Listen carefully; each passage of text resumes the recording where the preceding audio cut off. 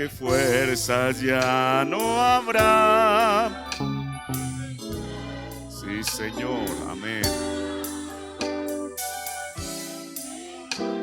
Sí, mi Dios, beber. Yo sé que cara a cara le veré.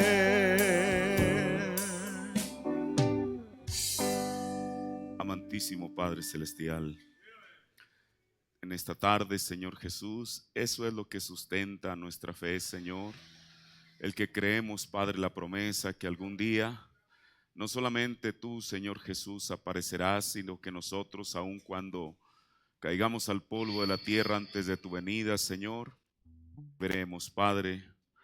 Y así como dijo Job, yo sé que mi Redentor vive, Señor Jesús. Eso será lo que queremos decir en aquel día, Padre Celestial. Ahora, Señor, en esta tarde, Señor, te pedimos, oh Dios, que una vez más tú te dignes, Padre, a tomar tu propia palabra, Señor. Padre, y que tu palabra sea hablada con libertad, Señor. Que tu Espíritu Santo se pueda mover en cada corazón, que te demos la libertad, Señor, y que tu palabra pueda caer en nuestros corazones como una semilla, Señor. Sabemos que es una semilla fértil, Señor, pero Padre, depende del tipo de terreno en el que caiga, Señor Jesús.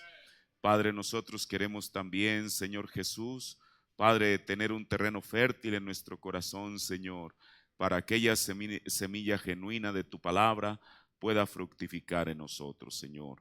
Padre, ayúdanos, ayúdame a mí especialmente en esta noche, Señor, en la exposición de tu palabra, en el nombre de nuestro Señor Jesucristo.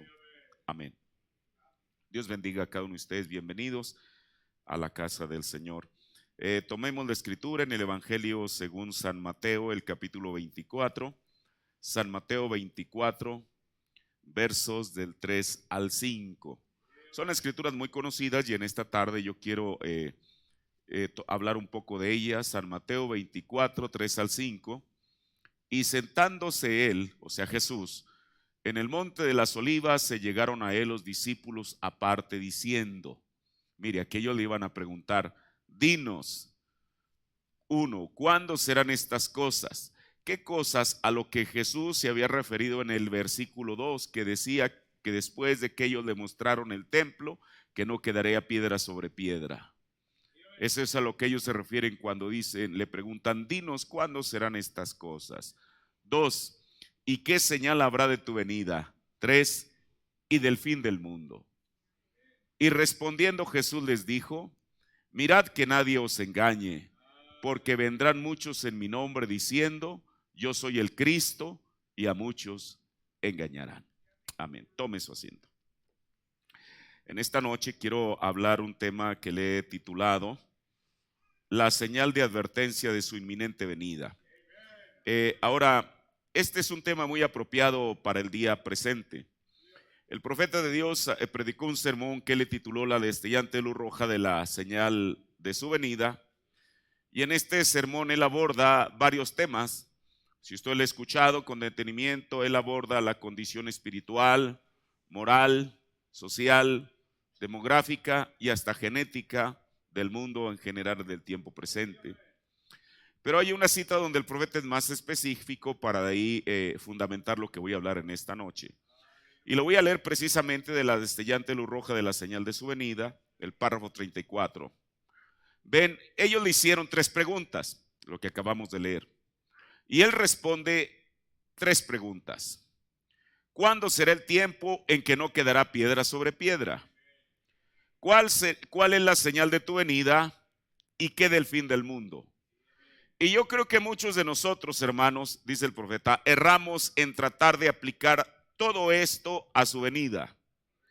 Pero él está respondiendo a 3 preguntas distintas que le fueron hechas.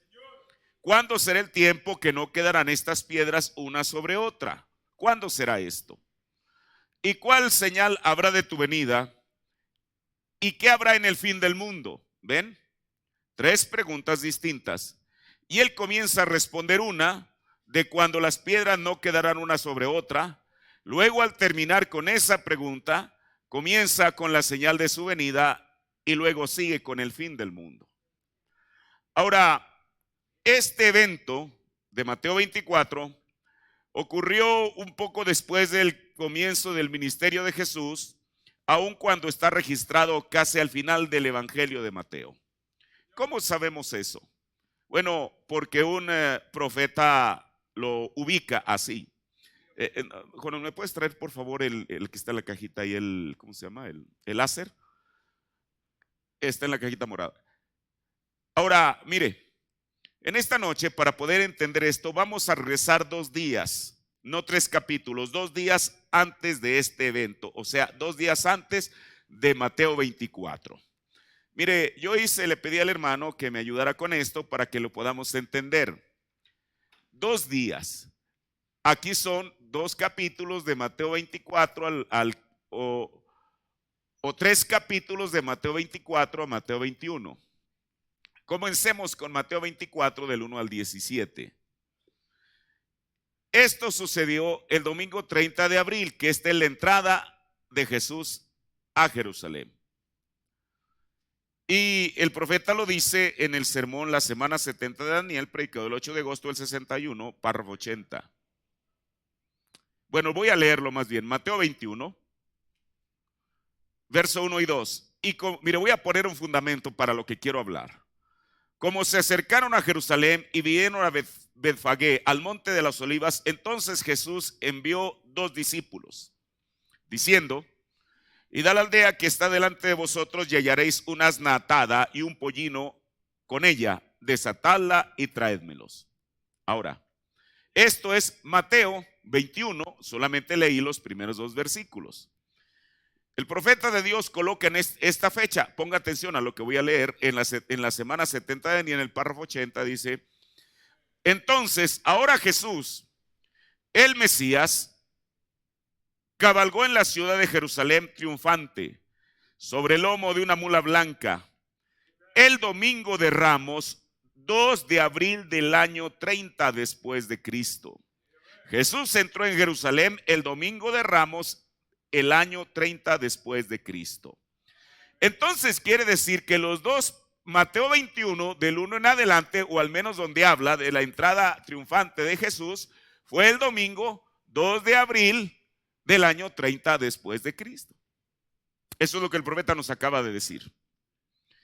Ahora, si uno lee cuidadosamente la Biblia, en Mateo 21:17, aquí mismo en el mismo capítulo 21, dice la Biblia que Jesús duerme. O sea, Mateo, el primer día de Mateo 21 termina en el versículo 17. Y a partir de Mateo 21:18, la Biblia dice que y por la mañana, que quiere decir que eso ya nos lleva al siguiente día. Si este es el domingo 2 de abril, entonces Mateo capítulo 21 del verso 18 y hasta el 23:39, esto nos lleva a un lunes que tendría que ser el lunes 3 de abril del año 30. Si seguimos esto que el profeta nos está diciendo. No se va a desesperar, decir: oiga, esas invenciones, ¿de dónde está sacando? Permítame, ahorita lo voy a llevar, porque yo tengo que saber qué es lo que estoy diciendo. Este domingo, después de haber entrado a Jerusalén, la Biblia dice que en ese mismo domingo Jesús echó a los cambistas del templo. Después de eso tuvo un servicio de sanidad y finalmente duerme en Betania. Este fue el itinerario de Jesús el día domingo 2 de abril del año 30. En el versículo, en Mateo 21:18, dice la Biblia que por la mañana Jesús tuvo hambre. ¿Y qué es lo que hace? Se acerca a una higuera esperando encontrar un fruto en ella y no lo encuentra porque no era temporada de higos y la maldice. Pero no solamente eso, sino que Jesús en ese mismo segundo día, digámoslo así, enseña sobre el bautismo de Juan. Luego, si uno sigue la narración, él narra la parábola de la viña refiriéndose a Israel. Luego, narra la parábola de las bodas del hijo de un rey. Ahora mire, este día fue muy ocupado por Jesús. Le voy a decir por qué. Porque después de eso, él tiene una discusión con las tres principales denominaciones en su día: los fariseos, los herodianos, los fariseos, los herodianos y los saduceos. Eso es lo que dice la Biblia, si usted la lee.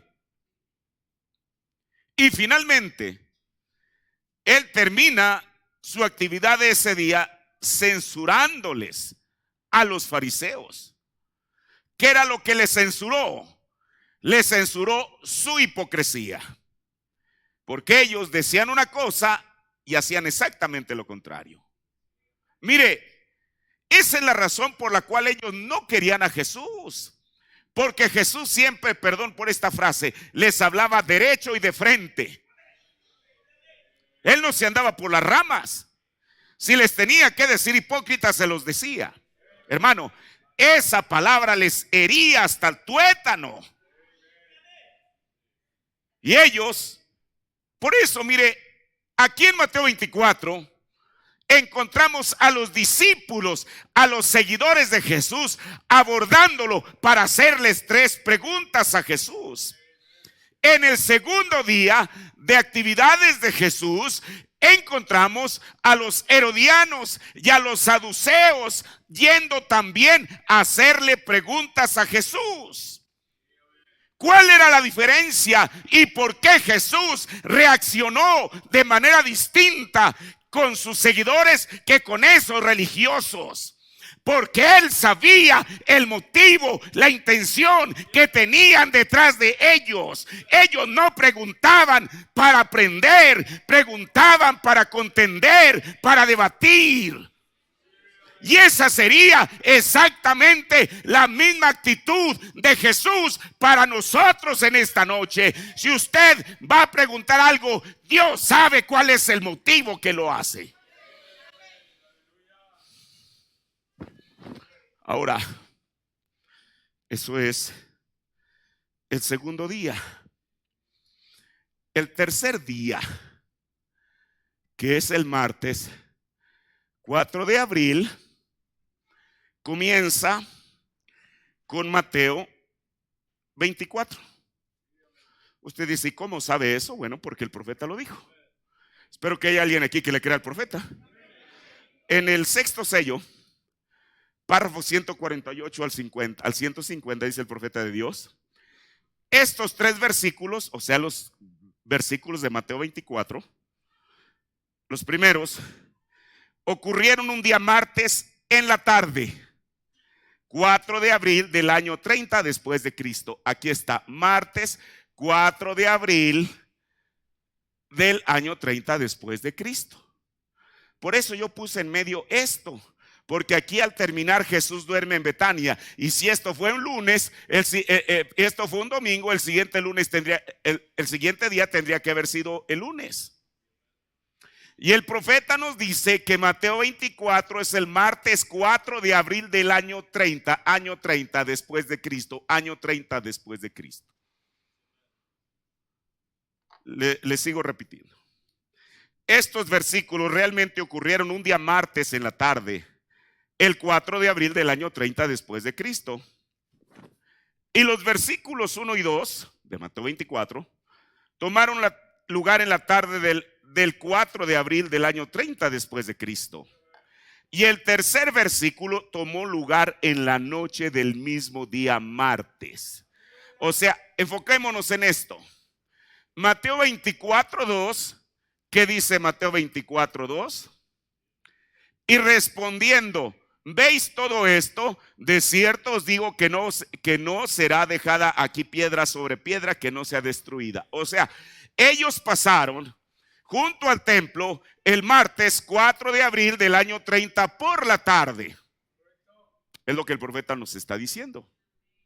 Y el tercer versículo ¿Qué dice el tercer versículo? Aquí están las tres preguntas de las cuales le estoy hablando en esta noche. Y el tercer versículo tomó lugar del mismo día martes. Y el tercer versículo tomó lugar en la noche del mismo día martes. Según lo que nos dice el profeta, entonces Jesús por la tarde les comenta que el templo no quedará piedra sobre piedra. Y ese mismo martes por la noche es porque mira, aquí es algo precioso. La Biblia es específica y dice que sentándose él en el monte de las olivas, se llegaron a él los discípulos aparte. O sea, esto que Jesús les iba a decir a ellos no era para el público en general. Esto que Jesús les iba a decir a ellos era para sus creyentes, para sus seguidores. Por eso yo no espero que este mensaje lo vaya a recibir todo el mundo, pero este mensaje ha sido dirigido a la novia de Jesucristo y ella será quien lo recibirá. Dice el profeta, ven, llegaron al templo y le preguntaron estas cosas. ¿Qué de esto? ¿Y qué de esto? Mire, este gran templo no es maravilloso. Él dijo, no quedará piedra sobre piedra. Luego subió al monte y se sentó. Ahí él comienza y es la tarde. Y entonces fue allá cuando le preguntaron diciendo, nosotros queremos saber acerca de algunas cosas. Ahora, los discípulos le hicieron 3 preguntas a Jesús en un servicio de preguntas y respuestas. No para todo el público, sino para sus seguidores más cercanos, aquellos que se habían identificado con su ministerio. Ahora, si tomamos en cuenta lo que el profeta acaba de decir, estas 3 preguntas se las hicieron de noche. El hermano Branham dijo o enseñó que Jesús, escuche, que Jesús predicó los sellos en Mateo ¿qué? 24. En el 6º sello, párrafo 140 al 143 dice él. Ahora veamos en San Mateo capítulo 24. Escuche, donde el Cordero mismo está hablando. Ahora cualquiera sabe que Cristo es el autor del libro completo en cuanto a eso concierne. Pero aquí está hablando o predicando su sermón al pueblo, muy bien a los judíos. Ahora quiero que guarden su lugar en el libro de esta manera. Mateo 24 y a la vez Apocalipsis 6. ¿De qué nos habla Apocalipsis 6? Apocalipsis 6:1 comienza diciendo, y cuando el Cordero abrió el primer sello. Y así va sello tras sello.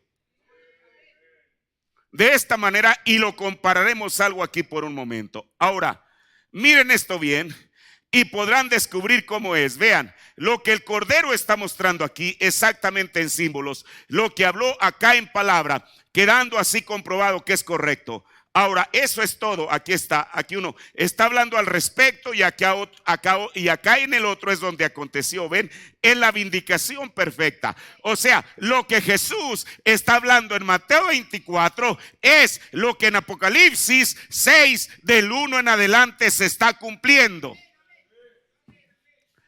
Dice el profeta. Ahora miremos el capítulo 24 de San Mateo y Apocalipsis 6.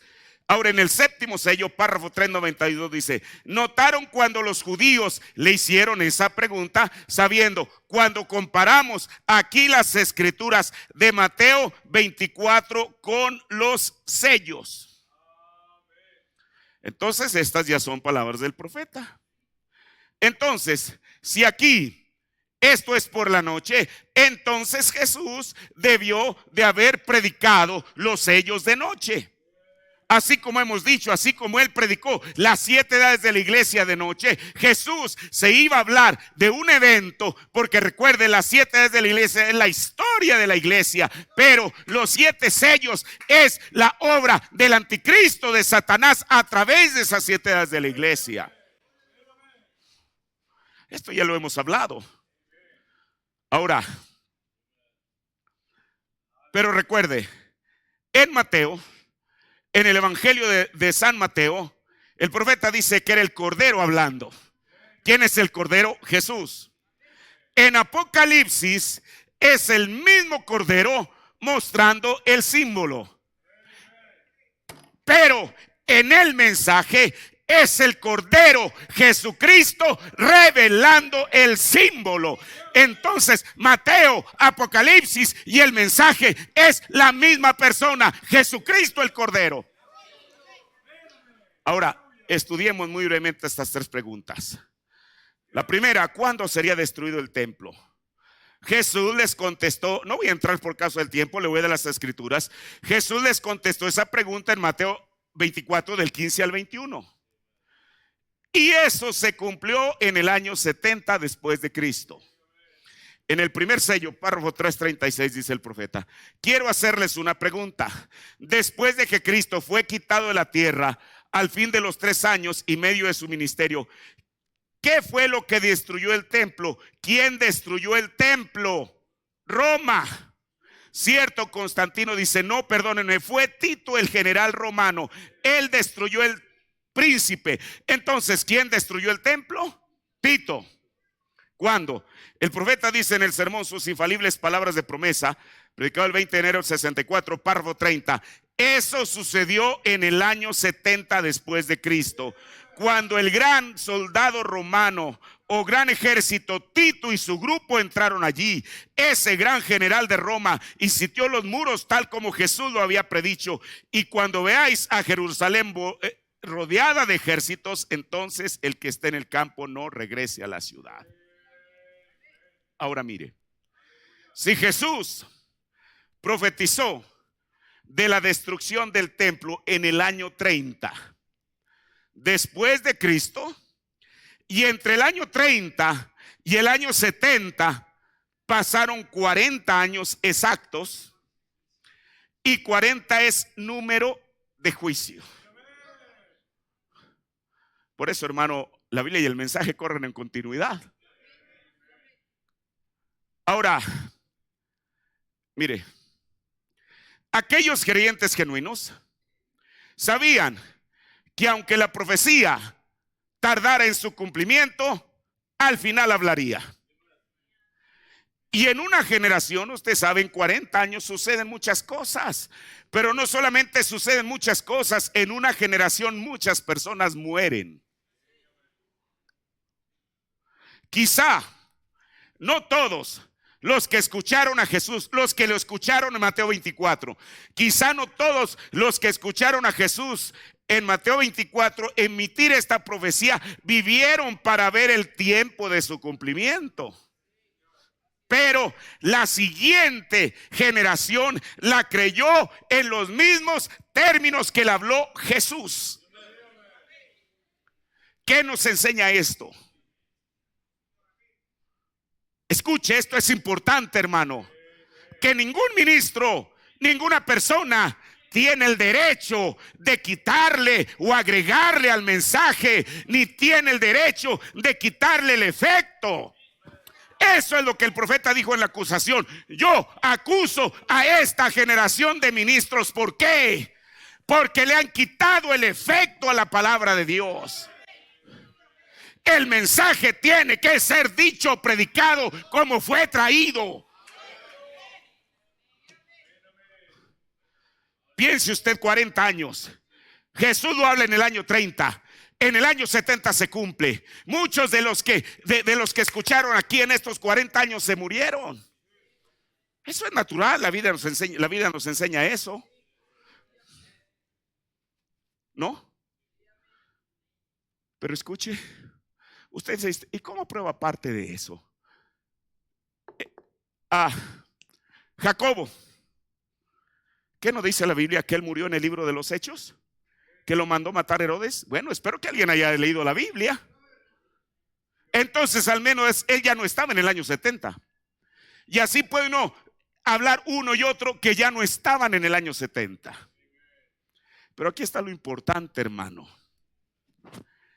Los padres, mire, así como nosotros como padres, nosotros no sabemos si hemos de vivir para ver la segunda venida literalmente del Señor. no sabemos si hemos de vivir para ver el cumplimiento de la profecía, pero es nuestra responsabilidad y una demanda de parte de Dios el que instruyamos a nuestros hijos de la misma manera que fuimos instruidos por el mensaje. Usted dice, ¿y cuál es la importancia de eso? ¿Cuáles fueron los frutos? El profeta dice en tiempo de una señal, párrafo 49 al 50. Escuche, ninguno de esos cristianos fueron atrapados allí cuando Tito rodeó la ciudad. Porque ellos vieron la señal y huyeron. ¿Cuál señal? La señal que Jesús les había hablado en Mateo 24. ¿Ven? Ellos dijeron, aquellos que están en la azotea no desciendan, el que esté en el campo no vuelva atrás a tomar su capa, sino que huya a Judea y oren para que vuestra huida no sea en el tiempo de invierno o en sábado. Dice el profeta, porque en invierno las colinas estarían llenas de nieve y en el día sábado las puertas estarían cerradas, las puertas y ellos estarían tomados en esa condición. ¿Ven? Queremos llegar a eso muy pronto, de cómo Dios hace las cosas, si Dios lo permite. Fíjense, ellos oraron para que que no fuera de esa manera. Jesús les dijo que oraran por eso y ellos nunca atraparon a ninguno de ellos allá adentro. Se habían ido porque ellos miraron a la señal y se habían ido. Eso es todo el asunto.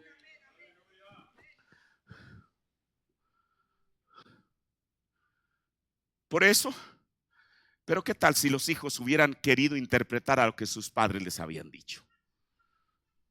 Mire, aquí hay una diferencia entre el que cree y el que realmente no cree. A veces el que no cree puede aparentar, subrayo esta palabra, ser más espiritual que el verdadero creyente.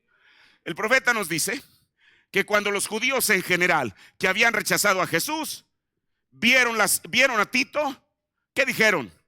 Vamos al templo, vamos a tener un culto de oración para que Jehová Dios venga y nos libre de esta condición. Le pregunto, ¿Jehová Dios los libró? ¿Por qué? Porque él ya había hablado a través de su profeta.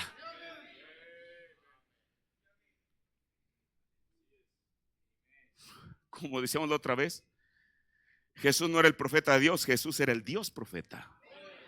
Él ya había hablado su palabra y Jehová no iba a cambiar su parecer con respecto a su palabra. O le creían a Jesús o estaban muertos. Hoy en día, o le creemos a lo que un profeta dijo o estamos muertos.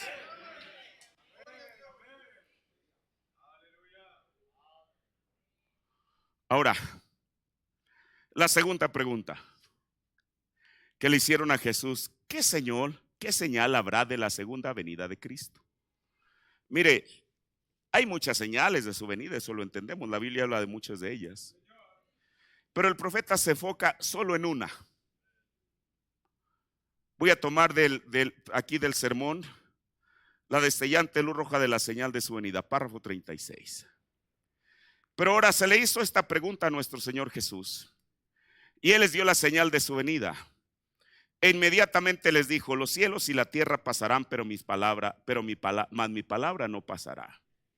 Y después dijo: aprended una parábola de la higuera. Cuando están brotando sus ramas, sabéis que el verano está cerca. Así que cuando veáis estas cosas sucediendo o que se están manifestando, conoced que el tiempo está a la mano. Y esta generación no pasará hasta que estas cosas acontezcan. Mire, el profeta dijo que muchas veces la gente pensaba que Jesús se refería a su propia generación. En otras partes él dijo que Jesús se estaba refiriendo a la generación que viera reverdecer la higuera. Israel, el año de 1948, fue declarado nación. Estamos en el año 2019. El año pasado se cumplieron los 70. Entonces, Si eso fuera, y no digo contradicción del profeta, pero solamente por lo que le voy a leer que el mismo profeta dice.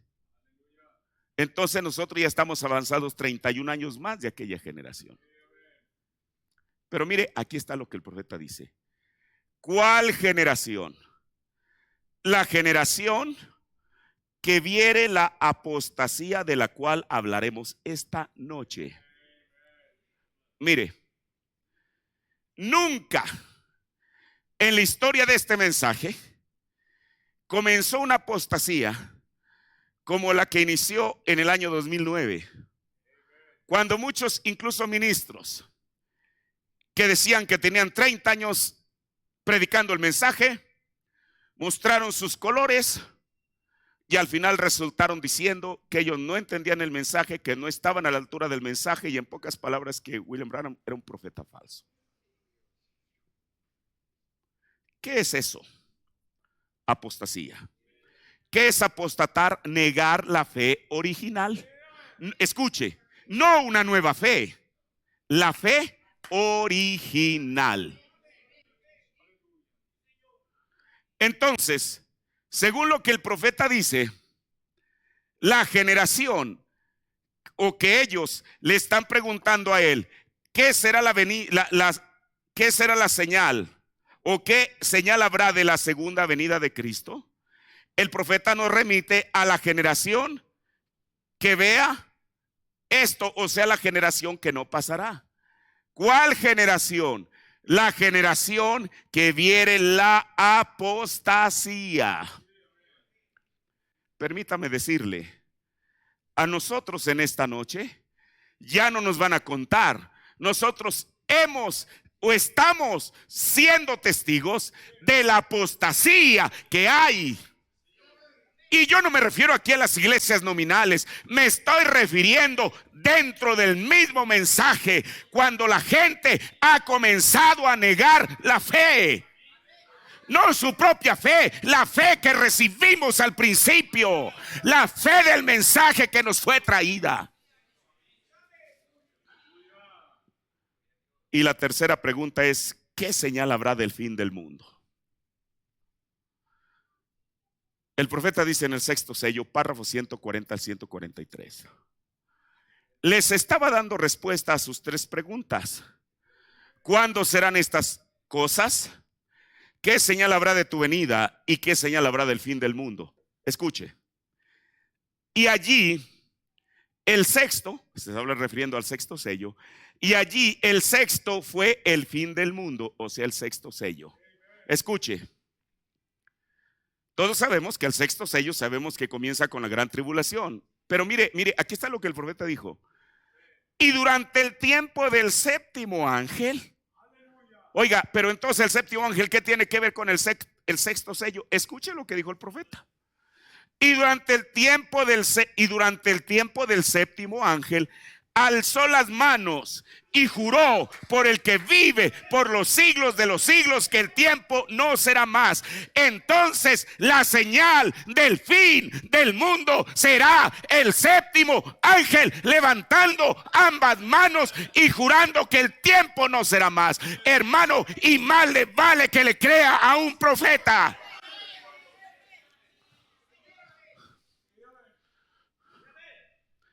Ahí están contestadas. Ahí están contestadas a nosotros en esta noche con la revelación, lo que son aquellas tres preguntas que le hicieron a Jesús.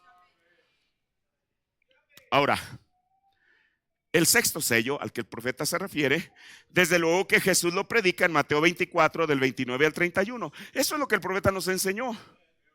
Ahora, después de que Jesús les contesta las tres preguntas que le hicieron, entonces él mismo comienza con el primer sello. Y le voy a leer del sexto sello. Mire, escuche. Yo no vengo aquí a especular con nada. Cada cosa que hemos estado diciendo se la voy a probar con la Biblia y con el mensaje. Ahora, hermano, esto no es leche de lactosada, esta es la enseñanza del mensaje. Dice el profeta en el sexto sello, párrafo 157 al 59, al 159. Ahora miren, el primer sello está en Apocalipsis 6, 1 y 2. Y ahora tenemos 6, 1 y 2. Y el profeta comienza a leer. Y cuando el Cordero abrió uno de los sellos, oí uno de los 4 animales viviendo.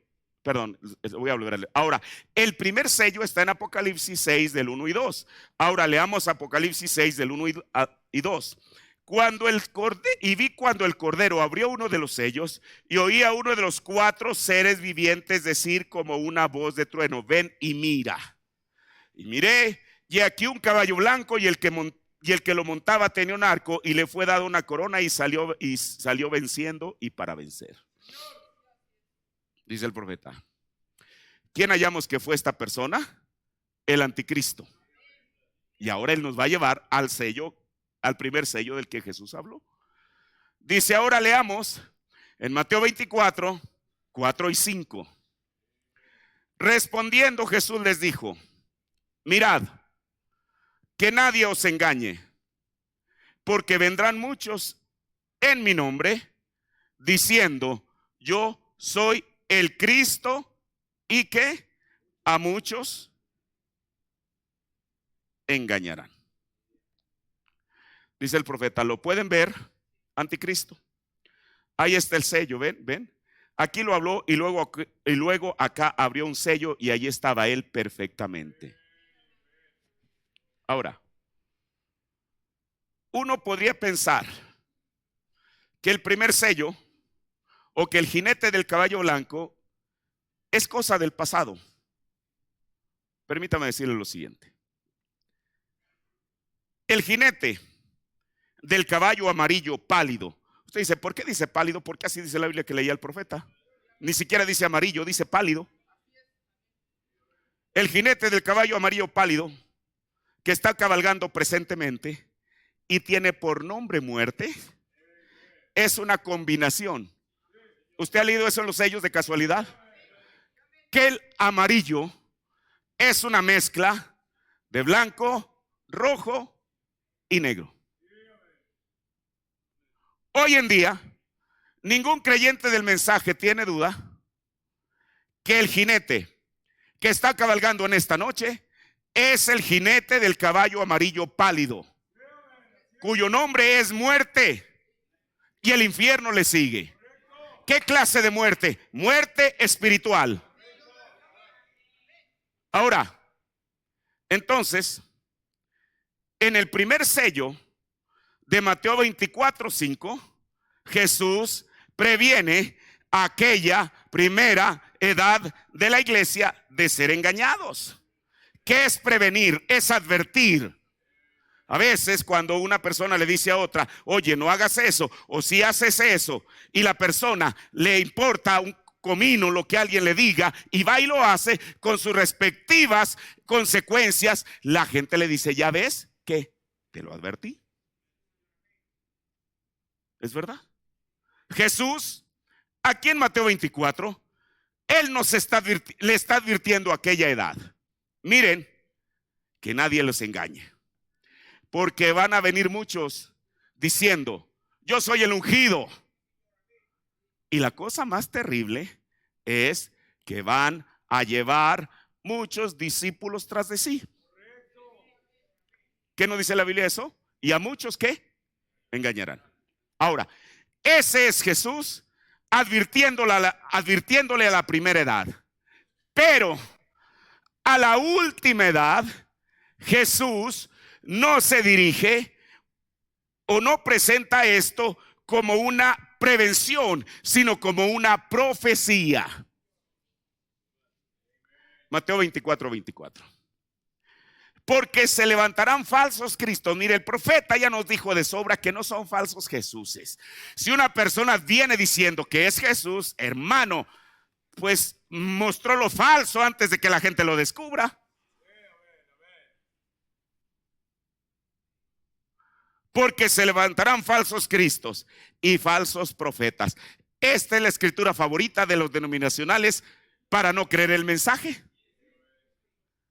Y darán señales y grandes prodigios De tal manera que engañarán, si es posible, aún a los escogidos. Mire, pero como hemos dicho en otras ocasiones, Pedro dijo en segunda de Pedro 2:1 que hubo profetas falsos en la antigüedad. Dijo, pero también habrá falsos maestros. Por eso el profeta dice en Israel y la iglesia, predicó el 25 de marzo del 53, parte 1, párrafo 34. Le conviene, mi hermano y hermana, considerar lo que está usted escuchando. Se lo repito. Le conviene, mi hermano y hermana, considerar lo que usted está escuchando. Y nunca, escuche, nunca subestime el poder de Satanás para engañar. A veces la gente dice, no, a mí Satanás no me engaña. Bueno, pues a lo mejor esa es una buena señal de que a lo mejor ya está ahí dentro del círculo. Por eso el profeta dijo que nunca lo subestimemos, el poder que tiene Satanás para engañar. Nunca lo subestime. Es tan sutil a más no poder. Por eso, hermano, no es la profecía falsa la que daña a la iglesia, sino la falsa enseñanza. Dice el profeta en los ungidos en el tiempo del fin, párrafos 70 y 71. Ahora, la enseñanza de Balaam, no la profecía de Balaam. Sabemos que, mire, y que no le ahogue esto, Balaam era un profeta de Dios. Usted dice, pero el profeta dijo que era falso, ¿y eso qué? Era un profeta de Dios. Le voy a decir algo, habló de la primera venida de Cristo y falló en lo que él dijo. Se levantará la estrella del Jacob con el cetro en su mano.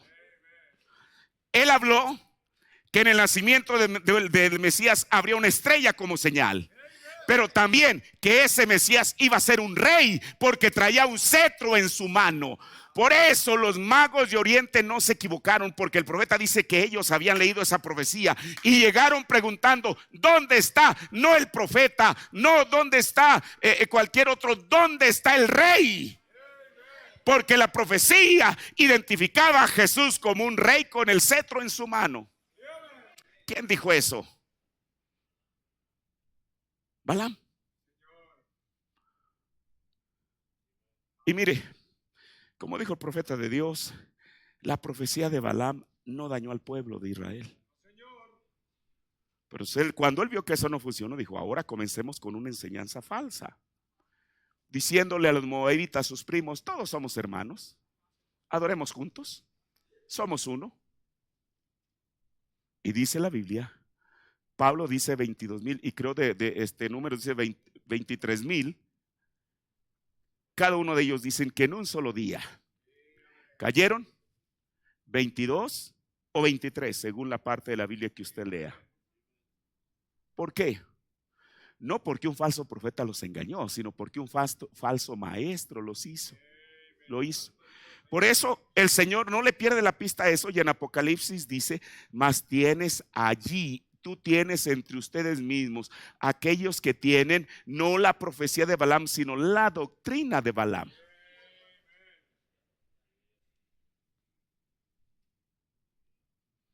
Ahora, dice el profeta, la enseñanza de Balaam, no la profecía de Balaam. Eso estaba correcto, ese era Dios. ¿Cuántos creen eso?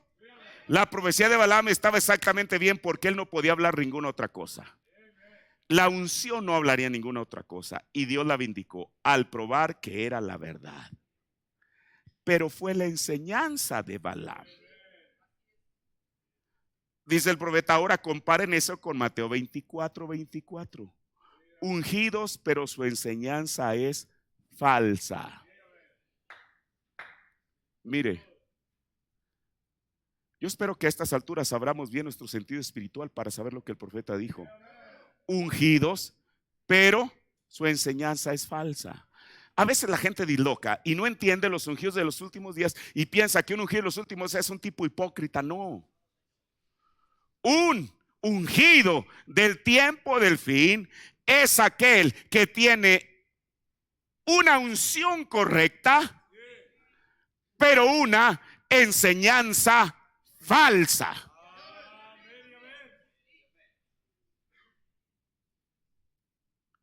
Ahora, esta profecía de Mateo 24 que habló Jesús, desde luego que es para el tiempo del fin.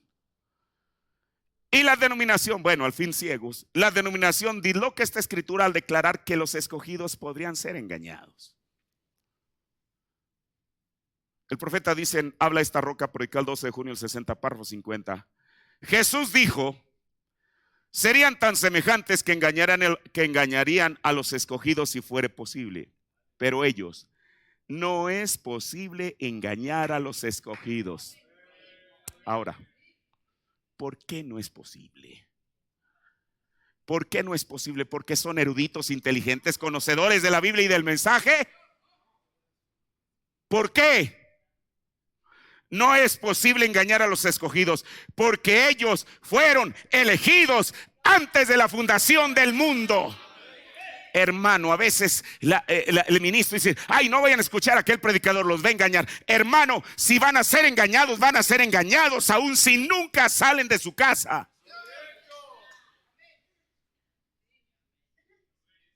Usted escuche lo que quiera. Si es un hijo de Dios, no me importa lo que usted escuche. Usted tiene una simiente, y esa simiente no fue puesta el día que se bautizó, ni el primer día que vino al tabernáculo, luz al atardecer. No nos equivoquemos. Esa simiente fue puesta antes de la fundación del mundo, y eso es lo único que va a evitar que el elegido sea engañado. Punto.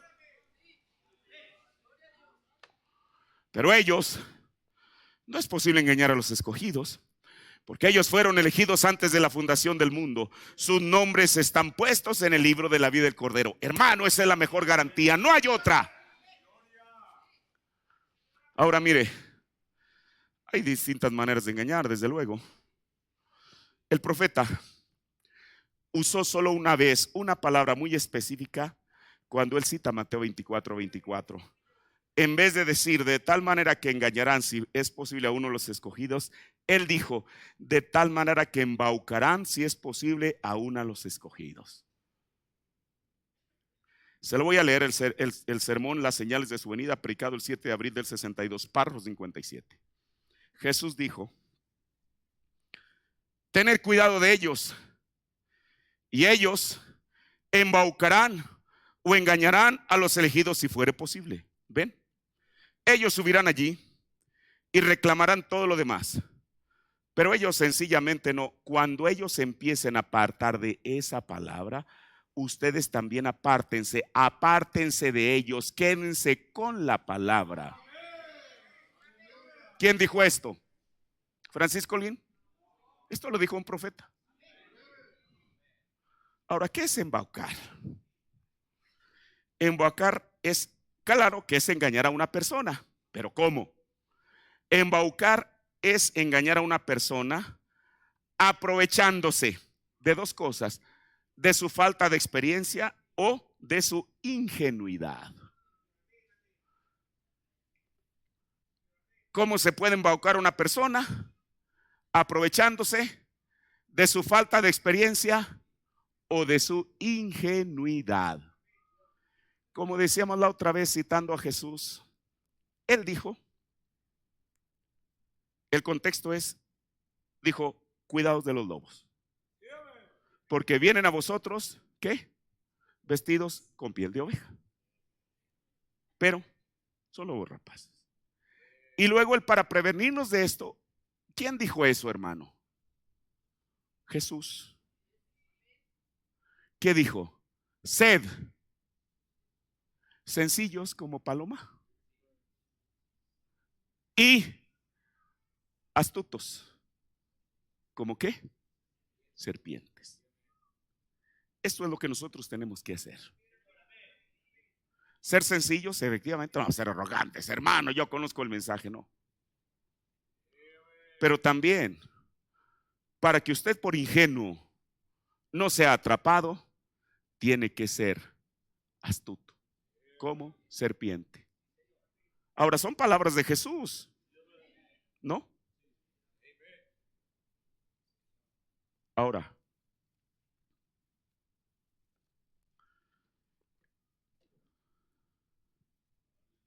mire, ¿qué hemos dicho? El profeta lo dijo, que toda mentira para que sea engañosa tiene que tener un gran porcentaje de verdad. El profeta dice que la mentira que la serpiente le contó a Eva tenía un 99.9 de verdad.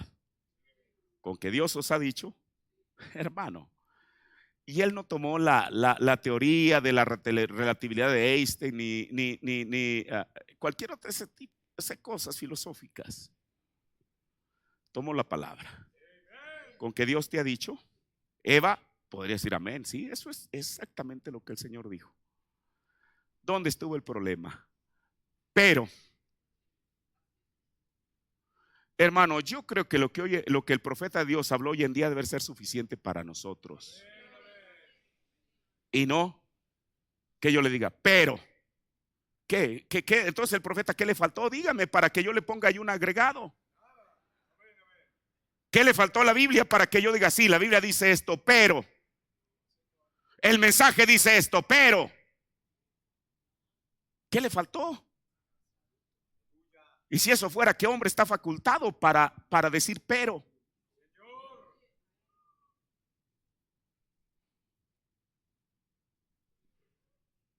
Mire, el profeta dice en el sermón, oyendo, reconociendo y actuando según la palabra de Dios, predicó el 22 de febrero del 60, párrafo 104.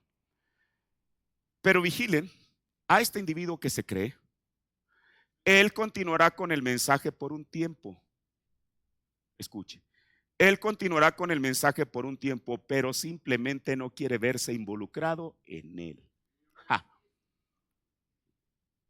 Entonces continúa con el mensaje. Mire, qué cosa. ¿Está usted escuchando las palabras de un profeta?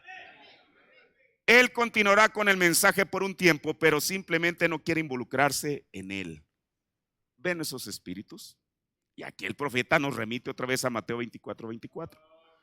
Jesús dijo, sería tan parecido a lo real que engañará aún a los elegidos. Elegidos, si ustedes lo notan, si fuera posible, pero no es posible, noten, eso engañará.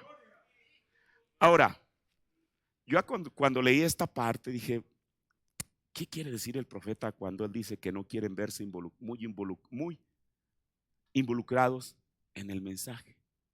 ¿Qué quiere decir el no querer verse muy involucrados en el mensaje? Y esto solamente lo voy a plantear a manera de pregunta. Bueno, estamos de acuerdo en lo que el profeta dijo, que ellos no quieren verse, simplemente no quieren verse muy involucrados en él. ¿Qué querrá decir no querer verse muy involucrado con el mensaje? ¿Querrá decir no querer predicarlo todo? Mire, porque uno no debe predicar o tomar las citas del mensaje a conveniencia. Todo el mensaje está inspirado de la A a la Z. No es decir, bueno, esta cita conviene a mi creencia. Ay. No, hermano, el mensaje es el mensaje, todo el mensaje. Ahora, también se referirá el no querer verse involucrado con el mensaje a tomar parte del mensaje y parte de su propio razonamiento, haciendo una cosa híbrida.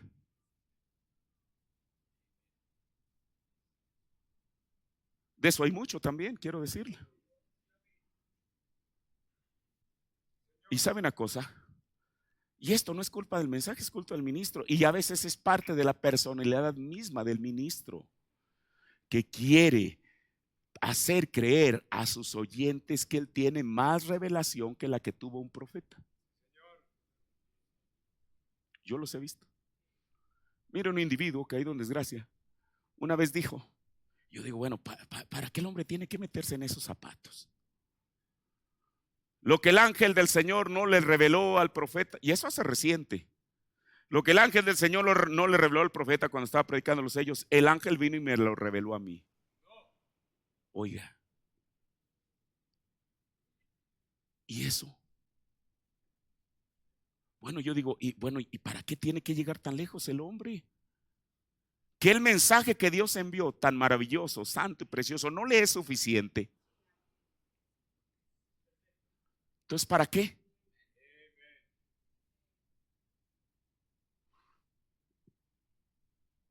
Vuelvo a repetir, ¿qué quiere decir no quererse ver involucrado en él? ¿Será que solo toman Malaquías 4 como una referencia para tener un mensaje, lo entrecomillo, paralelo al de ellos, al del profeta? Mire, si hay un tiempo en los últimos 20 años que aquí en el mensaje han surgido tipologistas que toman tipos que uno pues nunca escuchó al profeta que hablara de ellos. Y tipifican una cosa con una cosa y otra con otra y otra con otra. Y luego uno dice, bueno, ¿y eso dónde lo puede uno probar con el mensaje? Mire, por eso más nos vale, hermano, ya dejar nuestras cosas y regresar a la Biblia y al mensaje. Ya. El tiempo nos lo está exigiendo. No es saber si uno quiere, debe de.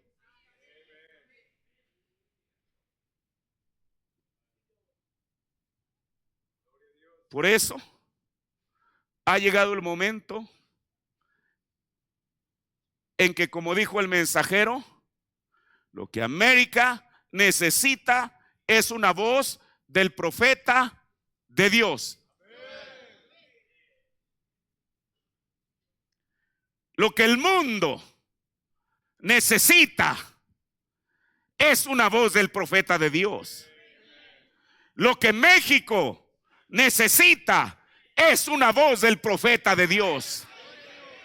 Lo que Cuautitlán Izcalli necesita es una voz del profeta de Dios. Lo que el tabernáculo Luz al Atardecer necesita es una voz del profeta de Dios.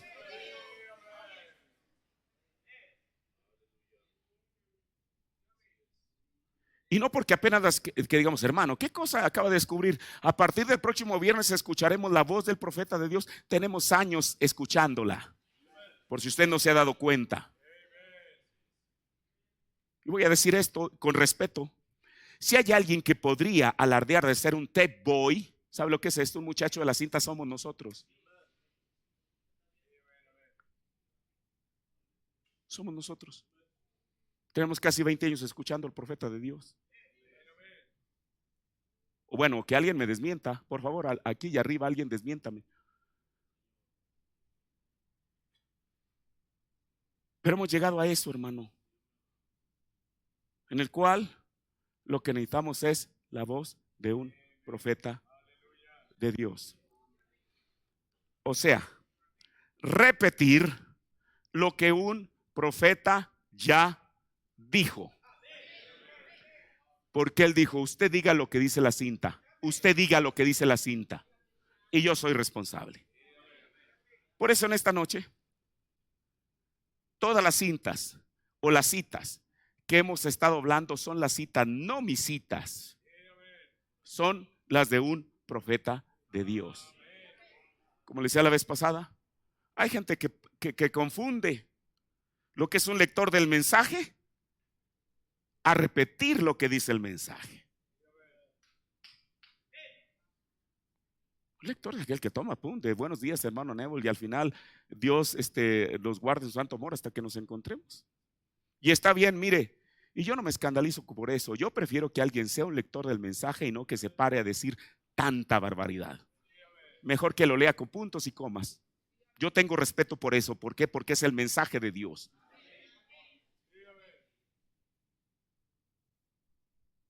Pero eso es lo que se debe hacer. Repetir lo que un profeta dijo. Mire, y aquí hay algo que el hermano Branham dijo. Esta cita es tremenda, como todo el mensaje, desde luego. Está en el sermón Cambia Dios su modo de pensar con respecto a su palabra, predicado el 18 de abril 65, párrafo 145. Dice: ¿cuántos quieren usar Malaquías 4 por causa de su conciencia? ¿Cuántos quieren usar Lucas 17:30 solo por causa de su conciencia? ¿Qué quiere decir esto? Usar el mensaje por causa de la conciencia es ya no estar convencido que este mensaje es la verdad. Pero ¿por qué lo va a hacer la persona? ¿Solo por causa de la conciencia? Porque dice, bueno, y si ya no lo escucho, ya no lo predico, ¿qué voy a hacer? Como dijimos en una ocasión, el mundo religioso, la competencia entre los predicadores es feroz. Imagínense que alguien de pronto salga del mensaje y quiera competir con ellos, hermano, ahí hay teólogos, aunque sin revelación, eso lo entendemos. Pero quererse a la par, ponerse a la par con ellos, pues la persona misma está derrotada. Entonces, no, pues ¿para qué me voy allá a competir con todos aquellos viejos lobos de mar? Mejor aquí me quedo con el mensaje, aparentando que creo el mensaje, pero solamente predico Malaquías 4 por causa de la conciencia, predico Lucas 17:30 por causa de la conciencia. Yo creo que si estamos predicando este mensaje es porque estamos convencidos que este mensaje es la verdad.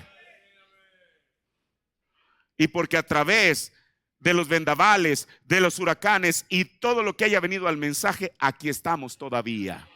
Y estamos todavía, y no por nuestra inteligencia, ni siquiera por nuestra fuerza de voluntad, estamos por la gracia de Dios. Por eso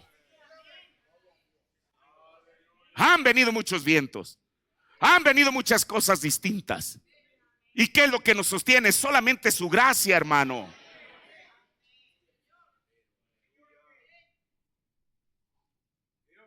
Por eso, ¿por qué? Como digo, ¿por qué? Por causa de la conciencia.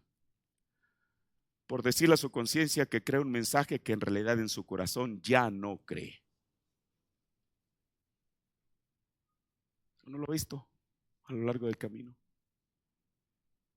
Por eso el profeta de Dios, muy atinadamente, en 1963 predica este sermón al que me estoy haciendo referencia en esta noche, la destellante luz roja de la señal de su venida.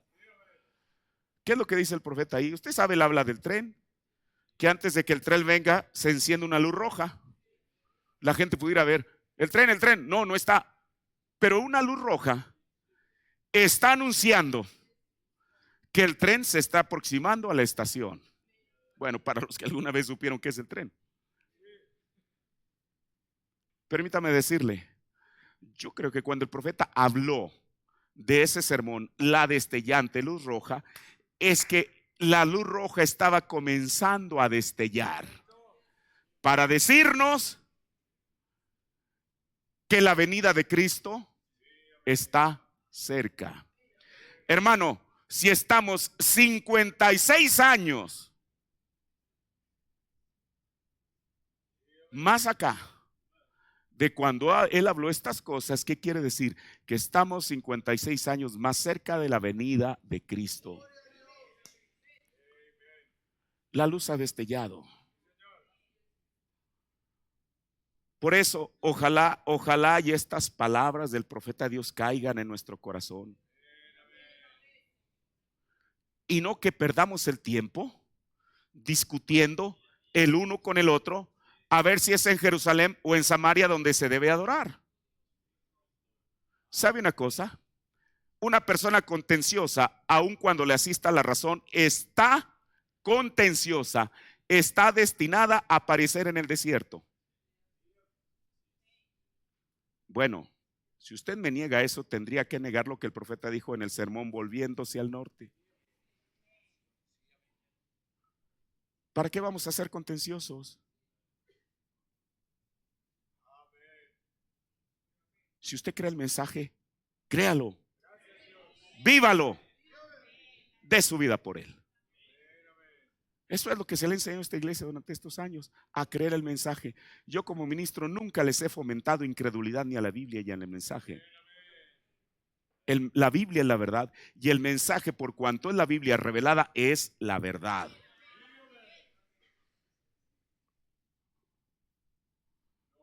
Por eso esa destellante luz roja de la señal de su venida, que comenzó a destellar desde que el profeta lo habló en 1963, anuncia que Jesús viene pronto. Por eso, hermano, en medio de todo lo falso que hay todavía hay algo verdadero que exaltar. Y es la palabra de Dios y su mensaje, que es lo que le está preparando una novia a Jesucristo, que aparecerá para encontrarse con él uno de estos días. Ese debe de ser la razón realmente de que tenemos para poder luchar, hermano. Dios ha sido tan bueno que nos ha dado su palabra revelada. Por eso, mire, cada una de las cosas que hemos estado hablando aquí, tomamos, esta es la base, hermano, este es el fundamento. Este es el fundamento. Bueno, ya sería mucho que alguien quiera desacreditar la Biblia, porque entonces eso, hermano, pues ya la persona, no sé qué se tenga que hacer con ella. El mensaje procedió de estas páginas de la Biblia. El mensaje no es otra cosa que es que la Biblia revelada. ¿Qué persona podría entender esto de Mateo 24? Todo eso, si no fuera porque un mensaje vino y lo reveló. Y nosotros lo creemos. Nosotros creemos que es la verdad. Por eso, ese es mi mensaje en esta noche. Que la luz de su venida está destellando. Y que la novia se debe de estar preparando. Y que hagamos a un lado cualquier cosa que sea contraria a la Biblia y al mensaje.